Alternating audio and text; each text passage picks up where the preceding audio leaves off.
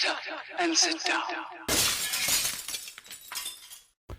Hello folks, Colin here, Festa 67's Workshop, and welcome to issue 51 of Build the Legendary Cyborg ROBOCOP from our wonderful folks over at Fanhome.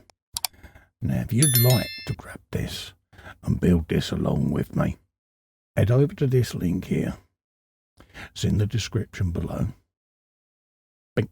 And you'll be able to take out your very own subscription, folks, for this iconic 1/3 scale diecast model. Right, let's have a quick scoop through the magazine.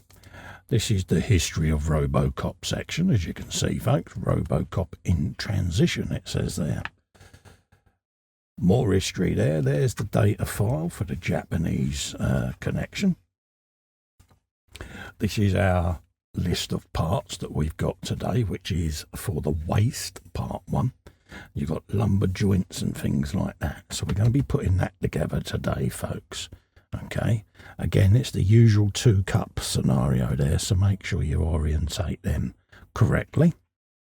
Really does explain it to you in the instructions, so just give them a read. And this is where it's going to be located internally on your ROBOCOP. So we're building up now the inner section of the torso, ready to clad it in its covers.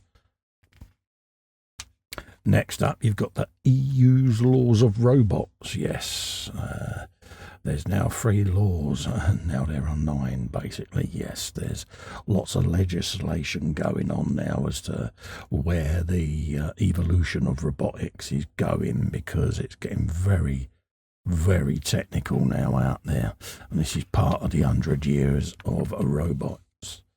You then got cutting-edge technology there with all the different things, automated households, Alexas and things like that. Where it's all going to go, who knows? To be honest with you, it really is changing. And this is Li-Fi, which is 100 times faster than 5G, folks. So, yeah, the next big revolution is on us. So that's the magazine done, folks. We'll gather our bits and pieces, which I've got on the left-hand side there. And we'll start a bit of assembly, I think. Right, folks, we've got our bits and bobs on the bench there. So we're going to need this little back plate here with the little ears on it, okay? So we want that, and we want to orientate it with a little hole here around about 7 o'clock, like so, or 8 o'clock on the clock face, like so, okay?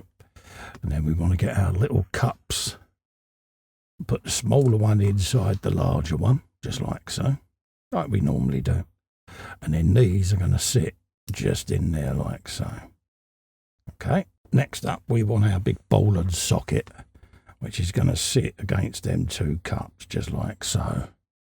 And then our little cover, and our cover's got a little prong on it that goes in our little hole at 8 o'clock there. So lay that over the top, just like that. And then we're going to be screwing this all together and tightening it down, okay? So we'll just grab our screwdriver of goodness. We'll put a little bit of oil on our first screw, and we'll start that off.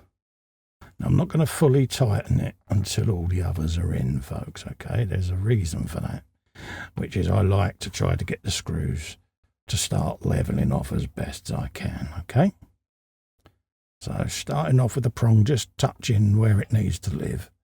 Grab your screw with a little bit of oil on, just to aid the screw going in. And just give it a nip, like so. We can now rest that and not worry about this falling out. Okay, so I'm just going to turn that where I need the orientation to be, which is about 9:15.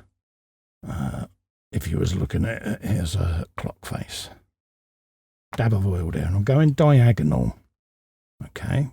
So that I'm not fully tightening just one side of the casing, okay?